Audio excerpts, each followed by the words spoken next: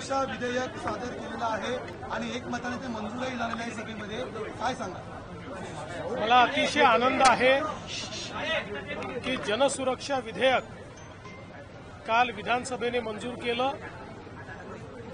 काल चर्चेच्या दरम्यान या विधेयकाच्या संदर्भात ज्या काही शंका होत्या त्या सर्व शंकांचं उत्तर मी दिलेलं आहे। हे विधेयक पारित करताना अतिशय लोकशाही पद्धत आम्ही या ठिकाणी स्वीकारली। या संदर्भात 26 लोकांची जॉईंट सिलेक्ट कमिटी, ज्यात विरोधी पक्षाचे सगळे प्रमुख नेते होते, या कमिटीकडे हे गेलं। कमिटीने लागोपाठ बैठका घेतल्या, त्यामध्ये जे काही सजेशन्स आले ते आम्ही इन्कॉर्पोरेट केले। 12,000 वेगवेगळ्या लोकांनी सजेशन्स दिले होते, ते आपण इन्कॉर्पोरेट केले आणि त्यातून तो जो अहवाल कमिटीचा चंद्रशेखर बावनकुळे या कमिटीचे अध्यक्ष होते त्यांनी सादर केला, त्यावर आधारित बिल हे काल आपण मांडलं होतं। आणि या बिलाच्या चर्चेदरम्यान हे मी स्पष्टपणे दाखवून दिलं की हे बिल कुठल्याही लोकतांत्रिक प्रक्रियेच्या विरुद्ध नाही, कोणाचाही आंदोलनाचा अधिकार हे काढून घेत नाही, कोणत्याही लोकशाही मानणाऱ्या आणि भारताचं संविधान मानणाऱ्या संस्थेवर किंवा संघटनेवर कुठलाही थाला घालणारं हे बिल नाही, तर केवळ आणि केवळ नक्षलवादी आणि माओवादी चळवळीशी संबंधित ज्या फ्रंटल ऑर्गनायझेशन्स आहेत त्या ऑर्गनायझेशन्सला बॅन करण्याकरता हे बिल तयार करण्यात आलेलं आहे। मी हेही लक्षात आणून दिलं की 4 राज्यांनी यापूर्वी अशा प्रकारचं विधेयक ऑलरेडी मंजूर केलंय आणि केंद्र सरकारने नक्षलग्रस्त सर्व राज्यांना अशा प्रकारचं विधेयक मंजूर करायला सांगितलंय। मी हे देखील दाखवून दिलं की या विधेयकामध्ये ज्या काही तरतुदी आहेत त्या तरतुदी नसल्यामुळे इतर राज्यांनी ज्या संस्थांना आणि संघटनांना बॅन केलाय त्या राजरोसपणे महाराष्ट्रात ऑपरेट करतायत, कारण आपल्याकडे त्यांच्यावर कारवाई करण्याचा कुठलाही अधिकार नाहीये। मी हे देखील त्यातनं लक्षात आणून दिलं की कशा प्रकारे माओवादी संघटनांनी आपलं ऑपरेशन हे अर्बनमध्ये केलेलं आहे आणि फ्रंटल ऑर्गनायझेशन्सनी ते काम करतायत। आणि या संदर्भात विशेषतः यूपीएच्या सरकारने, काँग्रेस प्रणित यूपीएच्या सरकारने राज्यसभेत दिलेली माहिती ही मी वाचून दाखवली आणि यूपीएच्या सरकारने या संदर्भातलं ॲफिडेव्हिट सुप्रीम कोर्टात दाखल केलं तेही मी वाचून दाखवलं।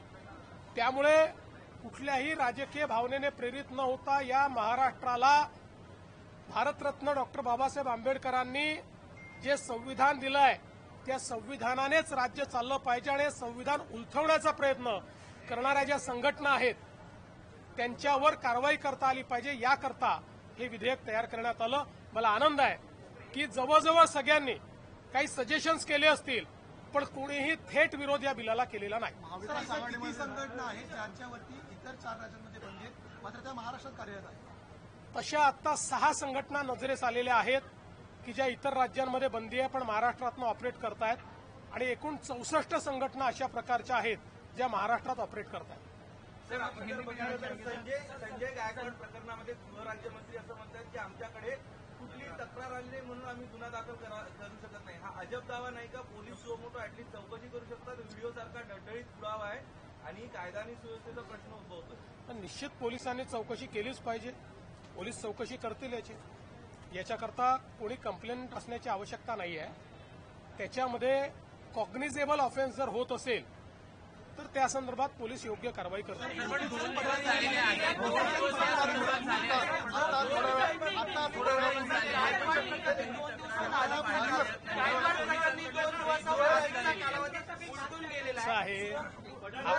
आपण एक गोष्ट लक्षात ठेवा की काही कॉग्निझेबल ऑफेन्सेस असतात काही नॉन कॉग्निजेबल ऑफेन्सेस असतात.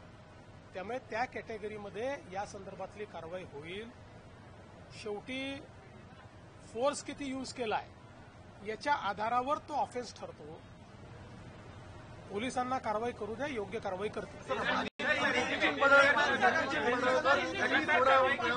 विधान भवनामध्ये विषारी दूध कसं तयार होतं ह्याचा फॉर्म्युला दाखवला. 1 लिटर दुधापासून 10 लिटर दूध, तर त्यामध्ये जे केमिकल वापरले जातात ते केमिकल पावडर आपल्याला इस्लामपुरामध्ये आढळले. आणि हे सामान्य शेतकऱ्याकडून सुरू होत नाही, तर यामध्ये काही बलाढ्य नेते आहेत, त्यांचे दूध संघ आहे, त्या ठिकाणी या प्रकारचं दूध तयार केलं जात आहे. काय कारवाई होती? असं आहे की गोपीचंद पडळकरांनी अतिशय गंभीर अशा मुद्द्याकडे लक्ष वेधलेलं आहे आणि निश्चितपणे या दुधाच्या माध्यमातून जर लोकांना विष पाजण्याचा प्रयत्न होत असेल तर हे सहन करण्याचं कारणच नाही. या संदर्भात मी स्वतः जो आपला फूड अँड ड्रग्ज विभाग आहे, जो आरोग्य विभाग आहे, अशा सगळ्या संबंधित विभागाची एक बैठक घेणार आहे आणि एक ठळक कारवाई या संदर्भातली आम्ही करणार आहोत.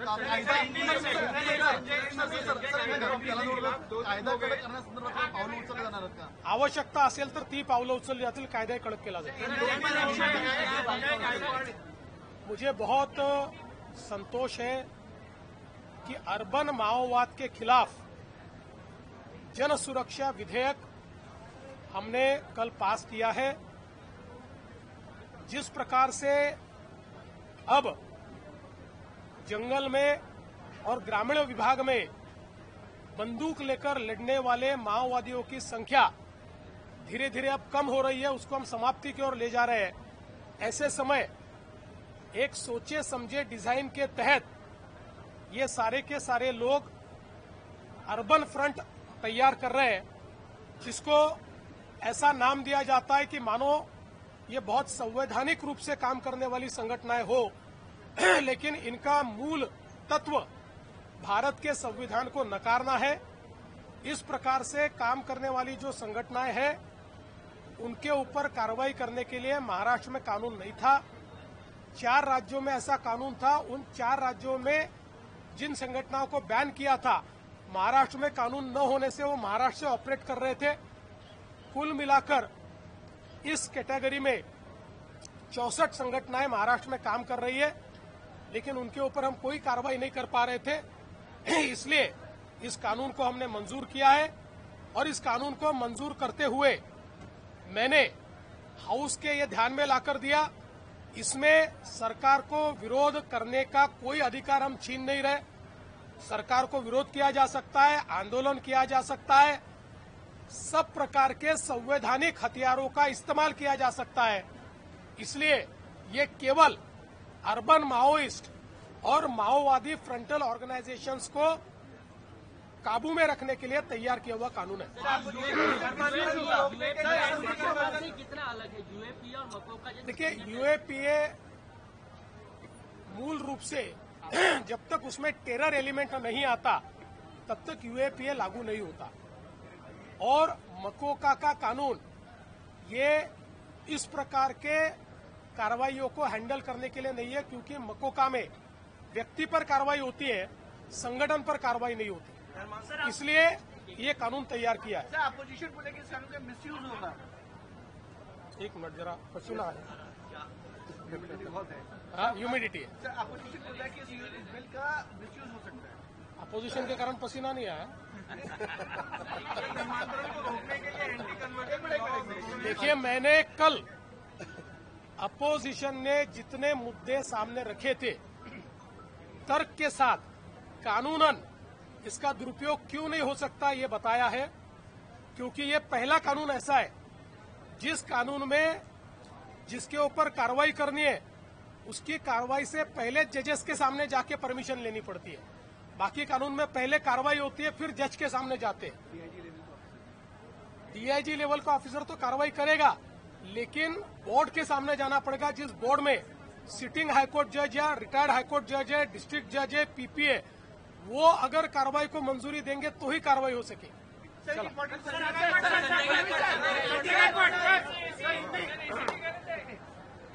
जनसुरक्षा विधेयक सादर केलेलं आहे आणि एकमताने ते मंजूरही झालेलं आहे सभेमध्ये, काय सांगा? मला अतिशय आनंद आहे की जनसुरक्षा विधेयक काल विधानसभेने मंजूर केलं. काल चर्चेच्या दरम्यान या विधेयकाच्या संदर्भात ज्या काही शंका होत्या त्या सर्व शंकांचं उत्तर मी दिलेलं आहे. हे विधेयक पारित करताना अतिशय लोकशाही पद्धत आम्ही या ठिकाणी स्वीकारली.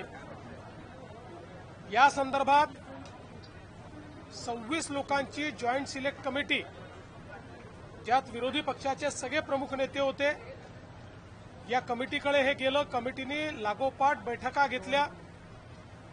त्यामध्ये जे काही सजेशन्स आले ते आम्ही इन्कॉर्पोरेट केले.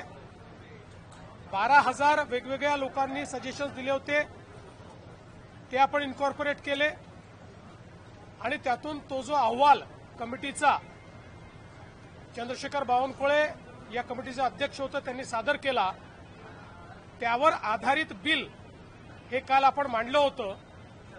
आणि या बिलाच्या चर्चेदरम्यान हे मी स्पष्टपणे दाखवून दिलं की हे बिल कुठल्याही लोकतांत्रिक प्रक्रियेच्या विरुद्ध नाही. कोणाचाही आंदोलनाचा अधिकार हे काढून घेत नाही. कोणत्याही लोकशाही मानणाऱ्या आणि भारताचं संविधान मानणाऱ्या संस्थेवर किंवा संघटनेवर कुठलाही थाला घालणारं हे बिल नाही. तर केवळ आणि केवळ नक्षलवादी आणि माओवादी चळवळीशी संबंधित ज्या फ्रंटल ऑर्गनायझेशन्स आहेत त्या ऑर्गनायझेशन्सला बॅन करण्याकरता हे बिल तयार करण्यात आलेलं आहे. मी हेही लक्षात आणून दिलं की 4 राज्याने यापूर्वी अशा प्रकारचं विधेयक ऑलरेडी मंजूर केलंय आणि केंद्र सरकारने नक्षलग्रस्त सर्व राज्यांना अशा प्रकारचं विधेयक मंजूर करायला सांगितलंय. मी हे देखील दाखवून दिलं की या विधेयकामध्ये ज्या काही तरतुदी आहेत त्या तरतुदी नसल्यामुळे इतर राज्यांनी ज्या संस्थांना आणि संघटनांना बॅन केलाय त्या राजरोसपणे महाराष्ट्रात ऑपरेट करतायत, कारण आपल्याकडे त्यांच्यावर कारवाई करण्याचा कुठलाही अधिकार नाहीये. मी हे देखील त्यातनं लक्षात आणून दिलं की कशा प्रकारे माओवादी संघटनांनी आपलं ऑपरेशन हे अर्बनमध्ये केलेलं आहे आणि फ्रंटल ऑर्गनायझेशन्सनी ते काम करतायत. आणि या संदर्भात विशेषतः यूपीएच्या सरकारने, काँग्रेस प्रणित यूपीएच्या सरकारने राज्यसभेत दिलेली माहिती ही मी वाचून दाखवली आणि यूपीएच्या सरकारने या संदर्भातलं ॲफिडेव्हिट सुप्रीम कोर्टात दाखल केलं तेही मी वाचून दाखवलं. त्यामुळे कुठल्याही राजकीय भावनेने प्रेरित न होता या महाराष्ट्राला भारतरत्न डॉक्टर बाबासाहेब आंबेडकरांनी जे संविधान दिलंय त्या संविधानानेच राज्य चाललं पाहिजे आणि संविधान उलथवण्याचा प्रयत्न करणाऱ्या ज्या संघटना आहेत त्यांच्यावर कारवाई करता आली पाहिजे, याकरता हे विधेयक तयार करण्यात आलं. मला आनंद आहे की जवळजवळ सगळ्यांनी काही सजेशन्स केले असतील पण कोणीही थेट विरोध या बिलाला केलेला नाही. महाविकास आघाडीमध्ये संघटना आहेत ज्यांच्यावरती इतर 4 राज्यांमध्ये बंदी आहेत, मात्र त्या महाराष्ट्रात कार्यरत आहेत. तशा आता 6 संघटना नजरेस आलेल्या आहेत की ज्या इतर राज्यांमध्ये बंदी आहे पण महाराष्ट्रातनं ऑपरेट करतायत आणि एकूण 64 संघटना अशा प्रकारच्या आहेत ज्या महाराष्ट्रात ऑपरेट करतायत. सर, आपण जर बघितलं तर संजय गायकवाड प्रकरणामध्ये गृहराज्यमंत्री असं म्हणतात की आमच्याकडे कुठली तक्रार आली नाही म्हणून आम्ही गुन्हा दाखल करू शकत नाही. हा अजब दावा नाही का? पोलीस सुमोटो ऍटलीस्ट चौकशी करू शकतात. व्हिडिओ सारखा डळडळीत पुरावा आहे आणि कायदा आणि सुव्यवस्थेचा प्रश्न उद्भवतो. पण निश्चित पोलिसांनी चौकशी केलीच पाहिजे. पोलीस चौकशी करतील याच्याकरता कोणी कंप्लेंट असण्याची आवश्यकता नाही आहे. त्याच्यामध्ये कॉग्निझेबल ऑफेन्स जर होत असेल तर त्या संदर्भात पोलीस योग्य कारवाई करतील.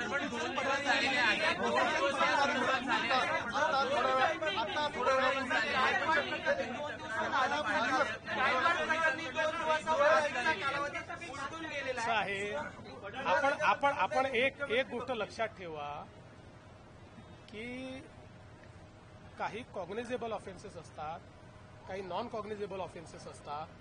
त्यामुळे त्या कॅटेगरीमध्ये या संदर्भातली कारवाई होईल. शेवटी फोर्स किती यूज केलाय याच्या आधारावर तो ऑफेन्स ठरतो. पोलिसांना कारवाई करू द्या, योग्य कारवाई करतील. विधान भवनामध्ये विषारी दूध कसं तयार होतं ह्याचा फॉर्म्युला दाखवला. 1 लिटर दुधापासून 10 लिटर दूध, तर त्यामध्ये जे केमिकल वापरले जातात ते केमिकल पावडर आपल्याला इस्लामपुरामध्ये आढळले. आणि हे सामान्य शेतकऱ्याकडून सुरू होत नाही, तर यामध्ये काही बलाढ्य नेते आहेत, त्यांचे दूध संघ आहे, त्या ठिकाणी या प्रकारचं दूध तयार केलं जात आहे. काय कारवाई होणार? असं आहे की गोपीचंद पडळकरांनी अतिशय गंभीर अशा मुद्द्याकडे लक्ष वेधलेलं आहे आणि निश्चितपणे या दुधाच्या माध्यमातून जर लोकांना विष पाजण्याचा प्रयत्न होत असेल तर हे सहन करण्याचं कारणच नाही. या संदर्भात मी स्वतः जो आपला फूड अँड ड्रग्ज विभाग आहे, जो आरोग्य विभाग आहे, अशा सगळ्या संबंधित विभागाची एक बैठक घेणार आहे आणि एक धडक कारवाई या संदर्भातली आम्ही करणार आहोत.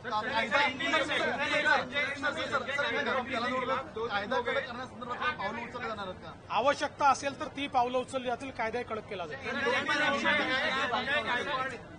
मुझे बहुत संतोष है कि अर्बन माओवाद के खिलाफ जन सुरक्षा विधेयक हमने कल पास किया है.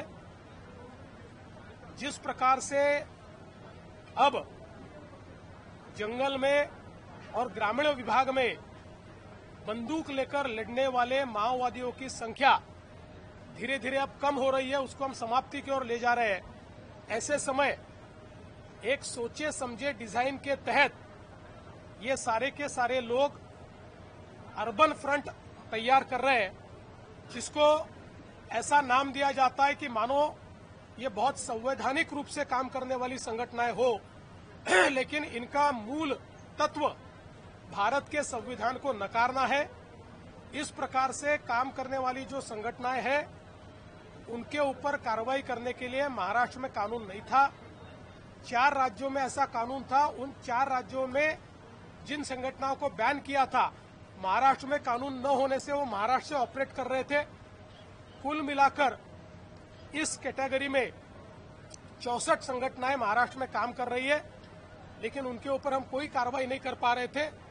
इसलिए इस कानून को हमने मंजूर किया है और इस कानून को मंजूर करते हुए मैंने हाउस के ये ध्यान में लाकर दिया, इसमें सरकार को विरोध करने का कोई अधिकार हम छीन नहीं रहे. सरकार को विरोध किया जा सकता है, आंदोलन किया जा सकता है, सब प्रकार के संवैधानिक हथियारों का इस्तेमाल किया जा सकता है. इसलिए ये केवल अर्बन माओइस्ट और माओवादी फ्रंटल ऑर्गेनाइजेशंस को काबू में रखने के लिए तैयार किया हुआ कानून है. कितना अलग है यूएपीए और मकोका? देखिए, यूएपीए मूल रूप से जब तक उसमें टेरर एलिमेंट नहीं आता तब तक यूएपीए लागू नहीं होता. और मकोका का कानून ये इस प्रकार के कार्रवाइयों को हैंडल करने के लिए नहीं है, क्योंकि मकोका में व्यक्ति पर कार्रवाई होती है, संगठन पर कार्रवाई नहीं होती. इसलिए ये कानून तैयार किया है. अपोजिशन बोले कि इस कानून का मिसयूज होगा. एक मिनट जरा पसीना है, बहुत है. हाँ, ह्यूमिडिटी है. सर, अपोजिशन बोल रहा है कि इस बिल का मिसयूज हो सकता है. अपोजिशन के कारण पसीना नहीं आया. देखिए, मैंने कल अपोजिशन ने जितने मुद्दे सामने रखे थे, तर्क के साथ कानूनन इसका दुरुपयोग क्यों नहीं हो सकता ये बताया है. क्योंकि ये पहला कानून ऐसा है जिस कानून में जिसके ऊपर कार्रवाई करनी है उसकी कार्रवाई से पहले जजेस के सामने जाके परमिशन लेनी पड़ती है. बाकी कानून में पहले कार्रवाई होती है, फिर जज के सामने जाते हैं. डीआईजी लेवल का ऑफिसर तो कार्रवाई करेगा, लेकिन बोर्ड के सामने जाना पड़ेगा, जिस बोर्ड में सिटिंग हाईकोर्ट जज या रिटायर्ड हाईकोर्ट जज है, डिस्ट्रिक्ट जज है, पीपीए, वो अगर कार्रवाई को मंजूरी देंगे तो ही कार्रवाई हो सके.